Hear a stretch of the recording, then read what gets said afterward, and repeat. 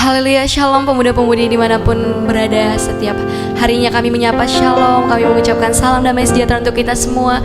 Kembali kita mau mempersiapkan hati kita, teman-teman Youth Damai Sejahtera, bahkan teman-teman Youth yang lain yang menyaksikan ibadah ini, bahkan siapapun yang menyaksikan ibadah ini. Mari bersama-sama kita mau satukan hati kita. Kita mau menyembah Tuhan. Kita mau mengucap syukur buat setiap kebaikan perkenanan Tuhan dalam kehidupan kita. Amin. Kita menyatakan Dia Allah yang baik. Kita mau membawa bangsa ini kepada Tuhan.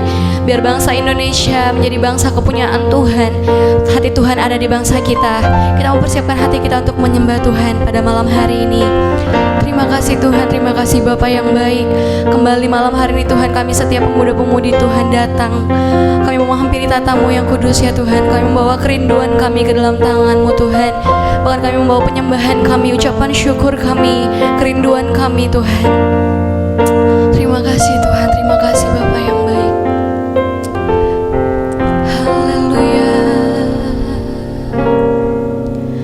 Syukur untuk setiap rencanamu dan rancanganmu yang mulia. Dalam satu tubuh kami bersatu menjadi duta kerajaanmu.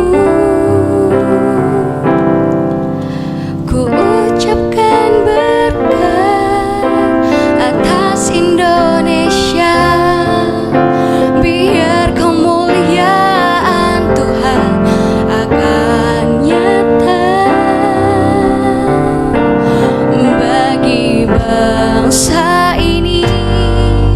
Kami berdiri dan membawa doa kami kepadamu. Sesuatu yang besar pasti terjadi dan mengubahkan negeri kami. Hanya nama-Mu Tuhan ditinggikan atas seluruh bumi. Mari pemuda-pemudi kita mengangkat pujian ini lebih sungguh lagi. Kita mau nyatakan syukur untuk setiap rencanamu dan rancanganmu yang mulia. Dalam satu tubuh kami bersatu menjadi duta kerajaanmu. Mari ucapkan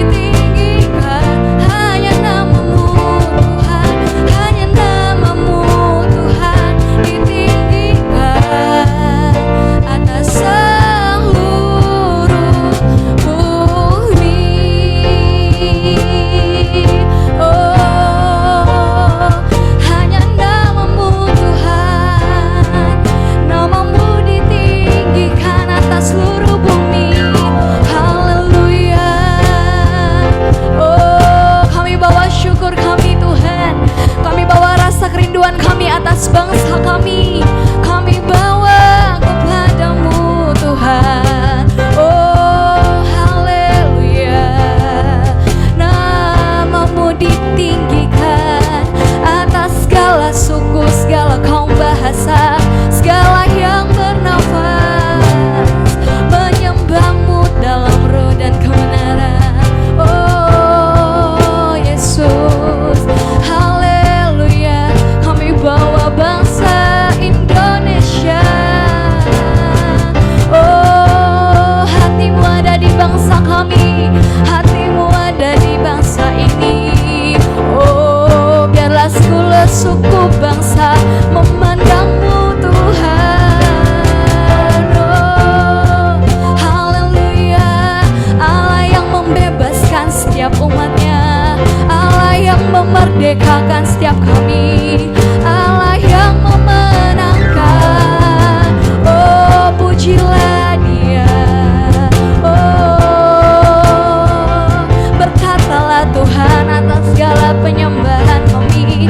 Biar lidah kami terus mengagungkan nama-Mu Tuhan. Nama di atas segala nama, Yesus di atas segala Tuhan. Haleluya, Yesus Tuhan. Biarlah segala yang bernafas, biarlah segala yang hidup, segala yang bergerak menyembah-Mu, memuji-Mu. Oh Yesus Tuhan, ditinggikanlah nama-Mu Tuhan, dimuliakan. Haleluya. Terima kasih Tuhan, terima kasih. Segala pujian, segala syukur hanya bagi nama-Mu Tuhan.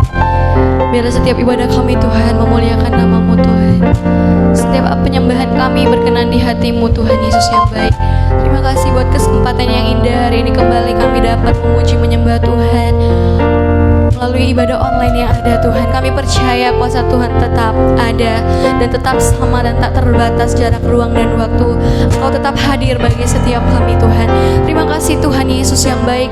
Terima kasih Bapa, kami mau meninggikan Engkau lebih lagi Tuhan. Bahkan kami akan mendengarkan firman Tuhan. Berkati hamba Tuhan yang akan melayani Tuhan, melayani firman Tuhan hari ini. Engkau memberkati, pakai lebih dahsyat lagi setiap kami yang mengambil bagian hari ini Tuhan. Tuhan memperhitungkan setiap jerih lelah kami, tidak ada yang sia-sia di hadapan-Mu Tuhan. Terima kasih Tuhan Yesus yang baik. Terima kasih Bapa. Lihatlah setiap anak-anak muda-Mu Tuhan. Berkati masa depan kami ada dalam tangan Tuhan. Dalam nama Tuhan Yesus Kristus kami berdoa. Haleluya. Amin. Haleluya. Kita mau siapkan hati kita untuk memuji Tuhan. Amin.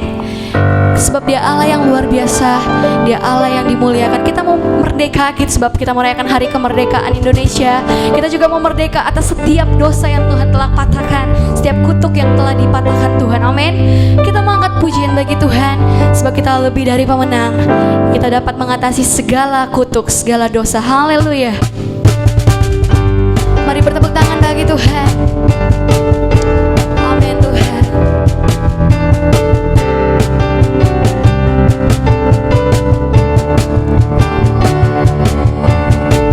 Sebab Engkau yang mengenangkan setiap kami. Mari bersuka cita bagi Tuhan.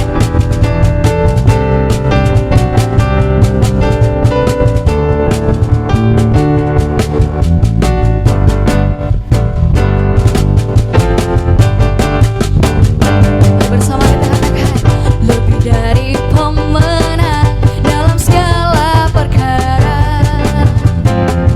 Iblis telah dikalahkan oleh kuasa darahnya. Jika Allah di pihak kita, siapa dapat melawan? Kita lebih dari pemenang. Mari sekali lagi kita mau katakan, lebih dari pemenang dalam segala perkara. Yes, iblis telah dikalahkan oleh kuasa darahnya. Katakan dengan iman, jika Allah di pihak kita, siapa dapat melawan? Kita lebih dari pemenang. Oh, oh. Haleluya. Kibarkanlah tandingan, Yesus Raja segala raja.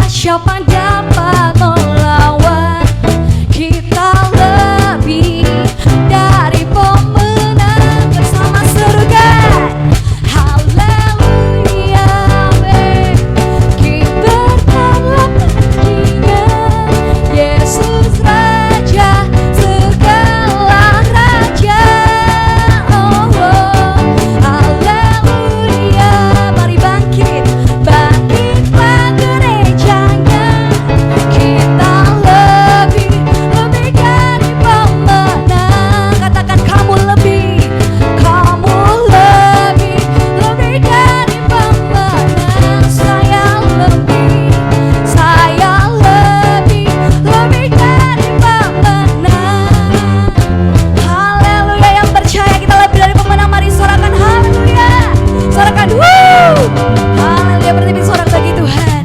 Haleluya, Tuhan memberkati setiap pujian penyembahan kita. Tiba saatnya kita akan mendengarkan sharing firman Tuhan oleh hambanya. Haleluya, shalom. Shalom teman-teman dari Youth GPDI Damai Sejahtera Medan. Apa kabar? Senang sekali saya Randy Chandra Dinata pada kesempatan kali ini boleh menyapa teman-teman semua dan boleh melayani firman Tuhan secara online di kesempatan kali ini. Walaupun kita berjumpa secara online, tapi saya percaya ini tidak mengurangi sukacita dan damai sejahtera di hati kita untuk tetap mencari Tuhan, untuk tetap memuji menyembah Tuhan dan bahkan mendengarkan kebenaran firman Tuhan. Amin. Pada kesempatan kali ini saya akan membawakan sebuah tema yang berjudul Faith and Miracle. Faith and Miracle atau iman dan mujizat, teman-teman. Nah, iman dan mujizat merupakan dua tema yang cukup populer, yang cukup terkenal di kalangan Kristen, teman-teman. Ya, di mana kita diajar untuk memiliki iman yang teguh. Dan juga di dalam perjalanan hidup kita rindu untuk mengalami mujizat, keajaiban, pertolongan Tuhan yang dahsyat di dalam setiap kehidupan kita. Dan tentunya tidak terkecuali di masa-masa pandemi ini kita menemukan bahwa banyak orang, tidak sedikit yang begitu mengharapkan mujizat yang daripada Tuhan. Ya, orang yang mungkin saat ini sedang mengalami kelemahan tubuh, mengalami sakit penyakit, mereka memohon mujizat kesembuhan yang daripada Tuhan. Mungkin beberapa dari antara kita yang mengalami krisis ekonomi, yang mengalami goncangan secara finansial, kita pun sama memohon kepada Tuhan, kiranya ada pertolongan, ada mujizat bagi keadaan ekonomi di dalam kehidupan kita. Atau bahkan kita juga berdoa menaikkan permohonan kepada Tuhan untuk Tuhan secara ajaib boleh memulihkan keadaan bangsa dan negara kita yang sedang tidak baik-baik saja. Ya, tentunya hari-hari ini kita sangat merindukan bahwa Tuhan bekerja melalui mujizatnya di tengah-tengah kita.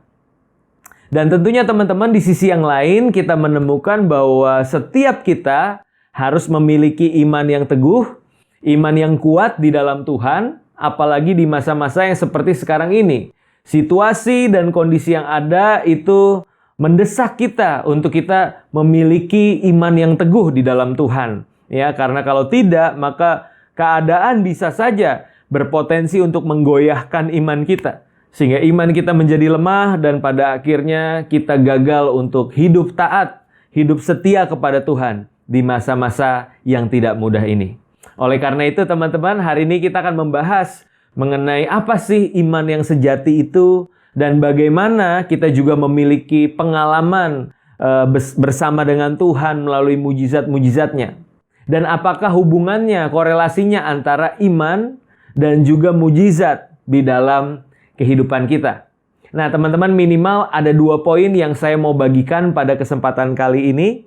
Bicara mengenai iman, korelasinya juga dengan mujizat di dalam kehidupan kita. Yang pertama adalah bahwa iman itu mampu mendatangkan mujizat. Ya, iman mampu mendatangkan mujizat. Kita menemukan di Alkitab bahwa Tuhan yang kita sembah, bahwa Tuhan yang kita percaya adalah Tuhan yang berkuasa. Dahulu, sekarang, bahkan sampai selama-lamanya, kuasanya itu tidak berubah.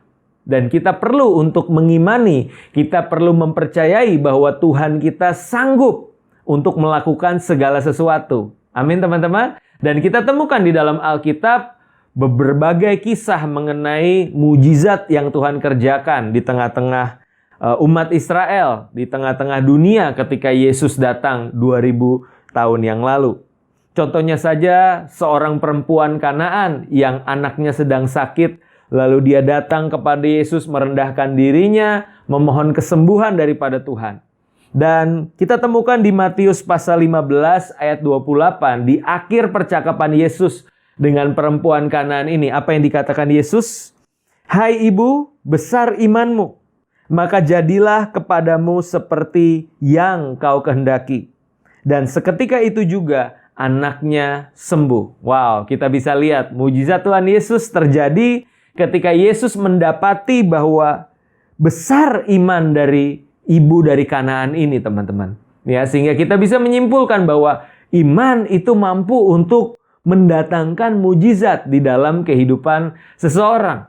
Ya, contoh yang lain lagi ketika ada orang-orang kusta, 10 orang kusta yang disembuhkan oleh Tuhan Yesus. Dan ironisnya hanya satu yang balik kepada Tuhan untuk mengucap syukur. Namun kita temukan di Lukas pasal 17 ayat 19 versi bahasa Indonesia masa kini. Lalu Yesus berkata kepada orang itu, kepada orang kusta yang telah disembuhkan, "Bangunlah dan pergilah, karena engkau percaya kepadaku, engkau sembuh." Ya, karena engkau percaya kepadaku, engkau sembuh. Artinya di balik iman, di balik kepercayaan orang tersebut, di situ Tuhan sediakan kesembuhan. Tuhan sediakan mujizat bagi orang tersebut. Ya, dan hal ini yang harus kita percayai, teman-teman. Walaupun mungkin keadaan, situasi di sekitar kita rasanya tidak mungkin lagi ada pertolongan, tidak mungkin lagi ada kesembuhan. Tapi bukankah mujizat atau keajaiban itu justru terjadi ketika segala sesuatu dikatakan mustahil? Ketika segala sesuatu tidak ada yang bisa menolong kita, lalu Tuhan mengulurkan tangannya untuk menolong. Disitulah mujizat terjadi. Kalau belum ada sesuatu yang mustahil bisa dilakukan, semuanya masih bisa dikerjakan oleh kita, bukankah itu tidak dikatakan sebagai mujizat? Namun mujizat terjadi ketika kita tidak memiliki apa-apa dan siapa-siapa lagi untuk bisa menolong kita. Namun ternyata Tuhan yang mengulurkan tangannya buat setiap kita. And that's miracle, teman-teman. Nah, penting makanya di dalam masa-masa ini untuk kita memiliki atau mengalami mujizat di dalam setiap kehidupan kita. Kita harus mempunyai iman yang terus bertumbuh dan semakin lama semakin teguh di dalam Tuhan. Ya, nah pertanyaannya adalah dari manakah kita memperoleh iman yang terus bertumbuh dan semakin teguh di dalam Tuhan? Ya, saya percaya iman ini bisa timbul melalui yang namanya pertama pengenalan akan Tuhan. Dan yang kedua adalah pengalaman berjalan bersama Tuhan. Ya, pengenalan dan juga pengalaman. Dua hal ini tidak bisa dipisahkan dari kehidupan seorang percaya, teman-teman. Karena kalau kita cuma bicara tentang pengenalan akan Tuhan, tanpa adanya pengalaman dengan Tuhan, maka fokus kita itu bicara tentang kita mengumpulkan informasi, kita mengumpulkan pengetahuan tentang Tuhan. Tapi di dalam perjalanannya kita tidak pernah mengalami kuasa atau mujizat, pengalaman berjalan bersama Tuhan. Maka tidak ubahnya kita itu sama seperti orang Farisi dan ahli Taurat, teman-teman. Yang tahu banyak soal firman, yang tahu banyak tentang Tuhan, tapi ironisnya tidak pernah mengalami kuasa firman. Tidak pernah mengalami perjumpaan secara pribadi dengan Tuhan. Ya, oleh karena itu tidak cukup hanya pengenalan, tapi juga harus ada pengalaman berjalan bersama Tuhan. Nah, tapi di sisi yang lain, pengalaman saja tanpa disertai pengenalan itu tidaklah cukup juga, teman-teman. Pengalaman harus didasari oleh yang namanya pengenalan. Karena kalau cuma sekedar pengalaman tanpa adanya pengenalan, maka kita juga tidak ubahnya seperti perdukunan, teman-teman. Kekristenan seperti perdukunan ketika semuanya mengandalkan pengalaman tanpa adanya pengenalan. Ya, sebentar-sebentar Tuhan berkata ini, Tuhan berkata itu, Roh Kudus berkata ini, Roh Kudus berkata itu, tapi di saat yang sama Alkitab kita nggak pernah kita baca. Ya, kita tidak punya kerinduan, rasa haus dan lapar untuk mengenal pribadi Tuhan. Nah, tentunya dua hal ini nggak boleh terpisahkan, teman-teman. Dua-duanya harus berjalan beriringan. Pengenalan dan juga pengalaman berjalan bersama Tuhan. Amin. Nah, yang jadi pertanyaan berikutnya adalah bagaimana caranya kita bisa mengenal Tuhan? Dan dari situ akan timbul iman di hati kita. Roma pasal 10 ayat 17 berkata bahwa iman itu timbul dari pendengaran dan pendengaran akan firman Kristus. Ya, iman timbul dari pendengaran dan pendengaran akan firman Kristus. Nah, yang jadi pertanyaan adalah seberapa kita menyediakan waktu untuk membaca dan merenungkan firman Tuhan, teman-teman? Sudahkah kita menyediakan waktu yang terbaik untuk kita boleh mengenal Tuhan lewat firman-Nya? Jangan sisakan waktu, teman-teman. Ya, kalau sisakan waktu itu artinya kita sudah seharian menghabiskan waktu kita dengan hal-hal lain, lalu sudah capek, sudah lelah, sudah waktunya untuk istirahat, barulah kita buka Alkitab kita. Itu namanya menyisakan waktu. Dan percaya atau enggak, 5 menit kita buka Alkitab kita, maka nggak lama kemudian kita masuk dalam hadirat Tuhan, alias ketiduran, teman-teman. Ya, itu kalau kita menyisakan waktu. Tapi kalau kita menyediakan waktu, artinya ketika kita dalam kondisi yang segar, ketika kita siap untuk beraktivitas, kita singkirkan dulu games, kita singkirkan dulu drama Korea, dan kita ambil Alkitab kita bersaat teduh di hadapan Tuhan. Itu namanya menyediakan waktu buat Tuhan. Dan dari situlah iman kita bertumbuh karena kita semakin mengenal pribadi Yesus, apa yang Alkitab katakan mengenai Yesus, dan itulah yang akan menumbuhkan iman di dalam setiap hati kita. Pengenalan itu penting, teman-teman. Dan berikutnya, dari mana kita alami pengalaman bersama Tuhan? Kalau dasarnya udah benar, yaitu pengenalan, maka kita harus memiliki kerinduan dan kepekaan untuk bisa mengalami pribadi Tuhan lebih lagi. Saya suka satu ayat di Ayub pasal 42 ayat 5. Teman-teman kalau tahu dan mempelajari kisah hidup Ayub, bagaimana di dalam perjalanan kehidupannya dia mengalami banyak penderitaan. Dia harus kehilangan hartanya, dia harus kehilangan anak-anaknya, bahkan kesehatannya pun diambil daripadanya. Namun di dalam perjalanannya dia berargumen dengan Tuhan, dia terus menyatakan pertanyaan-pertanyaan kepada Tuhan dan akhirnya saling berinteraksi dengan Tuhan. Dan di akhir percakapan itu menarik apa yang dikatakan oleh Ayub. Ayub pasal 42 ayat 5 berkata, "Hanya dari kata orang saja aku mendengar tentang engkau. Tetapi sekarang mataku sendiri memandang engkau."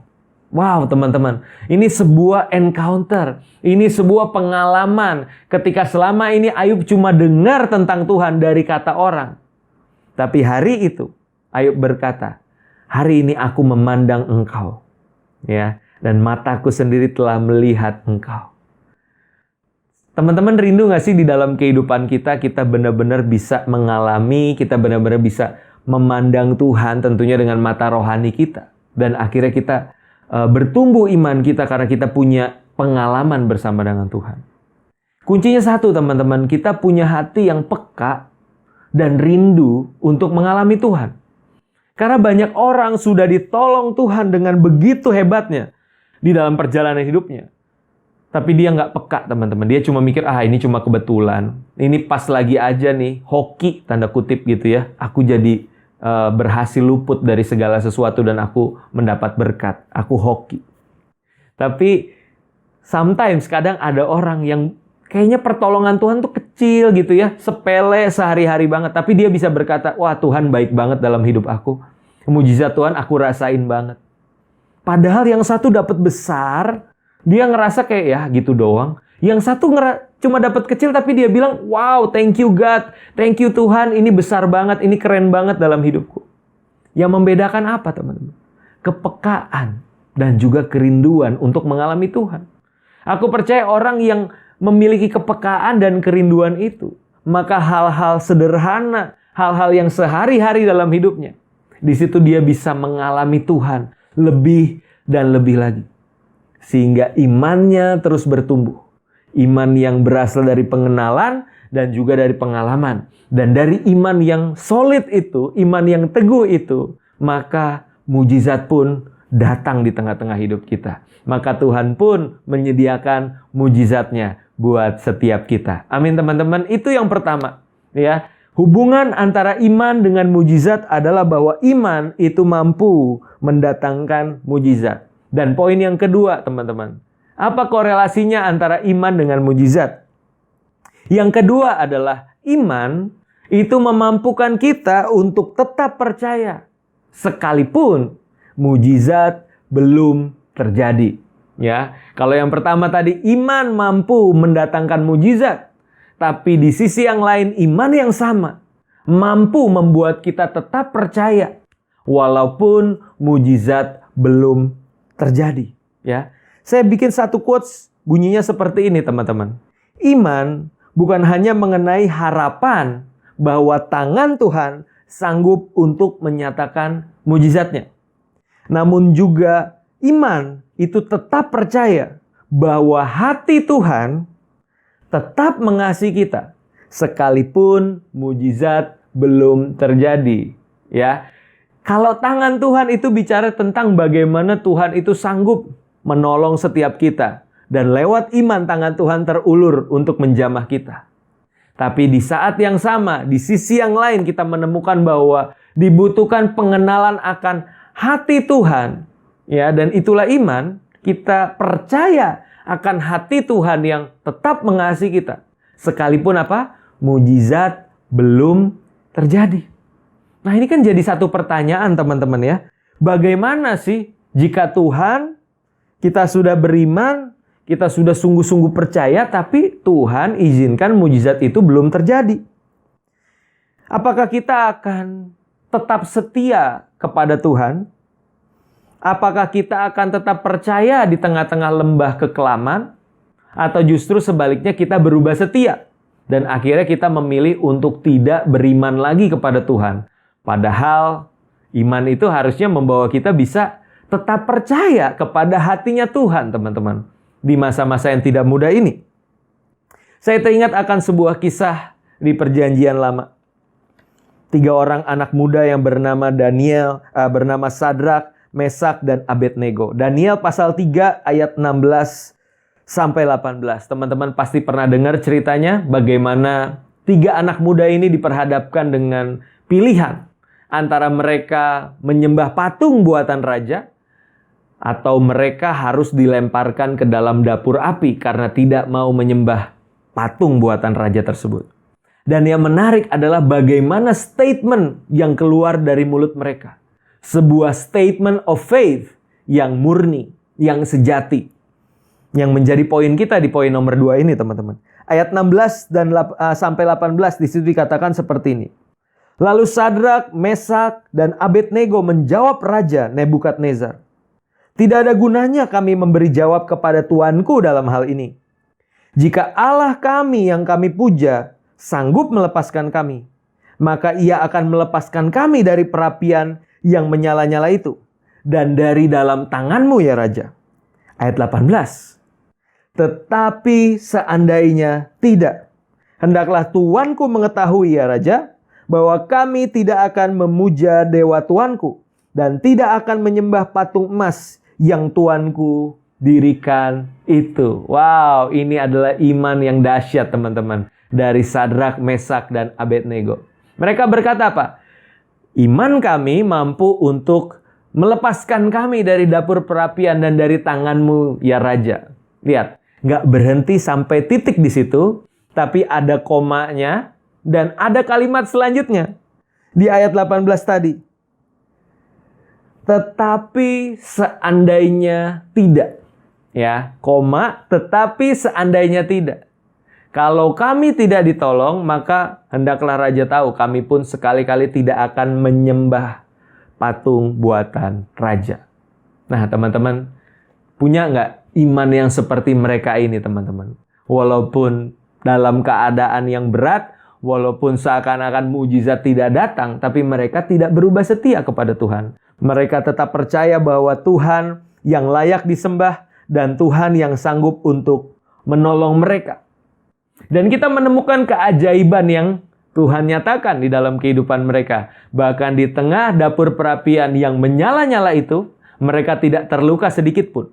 Bahkan mereka mengalami sendiri yang namanya penyertaan Tuhan. Kehadiran Tuhan di tengah-tengah dapur perapian itu. Kita bisa baca di ayat 24 dan 25. Ketika mereka sudah dilemparkan ke dapur api. Ayat 24, kemudian terkejutlah Raja Nebukadnezar, lalu bangun dengan segera. Berkatalah ia kepada para menterinya, bukankah 3 orang yang telah kita campakkan dengan terikat ke dalam api itu?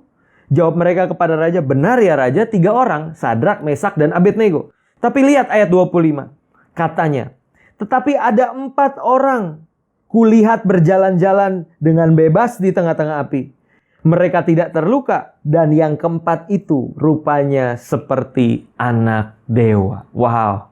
Dari cuma bertiga ternyata jadi berempat. Kenapa? Karena ada satu pribadi lagi yang rupanya seperti anak dewa. Dan aku percaya dialah Yesus Kristus, teman-teman. Ketika kita di masa-masa yang sulit tetap setia mengiring Tuhan, tetap setia melakukan kehendak Tuhan, apapun yang terjadi situasi dan kondisinya, aku percaya Yesus ada di tengah-tengah kita. Yesus menyatakan dirinya kepada kita. Dan disitulah pengalaman berjalan bersama Tuhan yang tidak terbayarkan oleh apapun juga dan membuat iman kita semakin solid di dalam Tuhan. Orang boleh ngomong apa aja, tapi mataku sendiri telah memandang Tuhan dan gak ada yang lebih daripada itu. Keren banget. Ya, dan itu menjadi iman yang solid buat setiap kita. Amin, teman-teman. Ya, walaupun pada akhirnya Sadrak, Mesak, Abednego ini ditolong Tuhan, ya, kita menjadi pertanyaan juga buat setiap kita, ya. Apakah kalau mereka ditolong, lalu bagaimana dengan kita jika pada akhirnya pertolongan itu tak kunjung datang? Ya, lihat ceritanya. Sadrak, Mesak, Abednego dibawa ke dalam dapur api. Mereka mengandalkan Tuhan, mereka beriman kepada Tuhan apapun yang terjadi. Mereka mendapatkan mujizat. Mereka lepas dari dapur api. Tapi apakah ceritanya selalu berjalan seperti itu, teman-teman? Realita kehidupan menyadarkan kita bahwa ternyata nggak selalu seperti itu, teman-teman. Kita sudah setia, kita sudah beriman, kita sudah mengharapkan mujizat. Mujizat tak kunjung datang, ya, walaupun kita sudah setia. Lalu bagaimana, teman-teman? Apakah hal itu bisa terjadi dalam kehidupan kita? Yes, bisa. Kita mungkin nggak melihat jalan Tuhan. Kita masih belum mengerti makna atau maksud dan rencana Tuhan di dalam setiap jalan-jalannya. Tapi satu hal yang bisa kita percaya, tadi saya katakan, hati Bapa. Hati Bapa yang tetap mengasihi kita.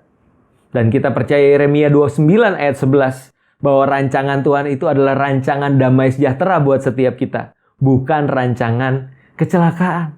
So, teman-teman, aku mengajak setiap kita untuk melihat atau mengalami hati Bapa di tengah-tengah jalan yang mungkin kita tidak bisa temukan apa maksud dan rencana Tuhan di hari-hari ini, teman-teman. Ya, tapi satu hal yang kita bisa percaya dan kita bisa teladani, yaitu adalah pribadi Yesus Kristus itu sendiri. Di mana ketika Yesus berdoa di Taman Getsemani, doanya demikian, "Ya Bapa, jikalau mungkin cawan ini lalu daripadaku." Tidak berhenti sampai situ, koma. Tetapi janganlah kehendakku yang jadi, melainkan kehendakmu yang jadi. Yesus mengharapkan pertolongan di detik-detik akhir, di menit-menit akhir. Tuhan, lalukan cawan ini, Bapa, lalukan cawan ini daripadaku.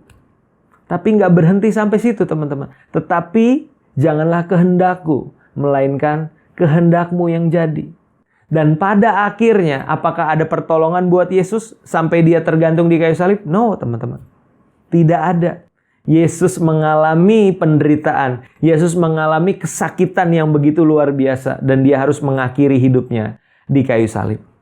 Namun teman-teman ketahui satu hal. Bahwa di balik penderitaan yang Yesus alami, di situ ada kemuliaan yang besar. Di balik salib ada mahkota yang tersedia buat Yesus. Mahkota kekal dari Bapa di surga. Sehingga Alkitab katakan setiap lutut akan bertelut. Setiap lidah akan mengaku bahwa Yesus itu Tuhan. Oleh karena ketaatannya. Oleh karena kekuatan, ketabahannya, keteguhan, kesetiaannya di tengah penderitaan. Sehingga kemuliaan yang besar telah menanti dia. Nah teman-teman, hal itu juga yang akan kita alami. Mungkin hari-hari ini kita berdoa mengharapkan mujizat Tuhan. Tapi pertolongan belum juga kunjung datang. Atau bahkan kita temukan orang-orang yang kita kasih mengharapkan mujizat. Tapi sampai pada akhirnya mereka harus menghembuskan nafas yang terakhir. Apakah mereka meninggal secara sia-sia? No, teman-teman, saya percaya di balik penderitaan mereka telah menanti kemuliaan yang kekal bersama Yesus. Ada mahkota kehidupan yang tersedia bagi mereka yang tetap setia kepada Yesus di dalam segala keadaan. Amin. Saya berharap 2 poin ini bisa menjadi kekuatan buat setiap kita, teman-teman, bahwa iman yang kita miliki adalah iman yang percaya bahwa Yesus sanggup mengadakan mujizat. Apapun masalah pergumulan kita, datang sama Tuhan. Bawa setiap masalah pergumulan tersebut dan percaya dengan segenap hati Yesus sanggup mengadakan mujizat. Namun di saat yang sama, di sisi yang lain kita temukan bahwa kalau Yesus belum mengizinkan mujizat itu terjadi, berikan ruang bahwa Tuhan punya rencana yang terbaik. Jangan kita paksakan kehendak kita, tapi kita berserah kepada Tuhan. Bahwa kita berkata, "Yes Tuhan, jalanmu, maksud dan rencanamu mungkin hari ini aku belum pahami. Tapi aku mau belajar percaya hatimu. Hatimu pasti mengasihi kami dan pasti sediakan yang terbaik buat kami semua." Amin. Mari kita satu dalam doa. Bapa dalam surga, kami mengucap syukur Tuhan untuk kesempatan kali ini. Kami telah mendengarkan kebenaran firman-Mu. Biarlah firman-Mu ini termaterai di dalam setiap hati kami Tuhan. Boleh terus tertanam, bertumbuh, berbuah bagi kemuliaan nama-Mu. Tuhan, berikan kami iman yang teguh di masa-masa pandemi ini. Biarlah di masa-masa yang sulit ini kami tidak berubah setia. Kami tetap berpegang teguh kepada firman-Mu Tuhan. Dan bahkan sebaliknya di masa-masa yang sulit ini kami tidak menjadi lemah, tapi kami menjadi berkat buat banyak orang. Kami menjadi jawaban bagi banyak orang di tengah-tengah masa yang sulit ini. Berkati setiap kami, berkati gereja kami, berkati para pemimpin yang ada Tuhan. Biarlah hikmat yang daripada Tuhan memimpin setiap pemimpin-pemimpin kami, sehingga setiap keputusan yang diambil mempermuliakan nama Tuhan dan menjadi berkat buat para jemaat-Mu. Terima kasih Tuhan, kami akan akhiri ibadah kami. Kami terima berkat-berkat yang daripada Tuhan. Tuhan Yesus memberkati engkau. Tuhan Yesus memberkati keluargamu. Tuhan Yesus memberkati kesehatanmu. Tuhan Yesus memberkati studimu. Tuhan Yesus memberkati pekerjaanmu. Tuhan Yesus memberkati ibadah dan pelayananmu. Tuhan Yesus memberkati engkau dengan masa depan yang gilang gemilang dan penuh dengan harapan. Biar apapun yang tanganmu kerjakan dibuatnya berhasil. Dan engkau diberkati untuk menjadi berkat buat banyak orang. Oleh karena itu terimalah segala berkat yang daripada Tuhan, kasih karunia dari Bapa kita di sorga, cinta kasih dari Tuhan kita Yesus Kristus, dan juga pimpinan pengurapan penghiburan Roh Kudus boleh menjadi bagian hidup kita. Mulai hari ini sampai Maranatha, Yesus datang kedua kali. Semua yang diberkati Tuhan, sama-sama kita katakan, amin. Tuhan Yesus memberkati teman-teman.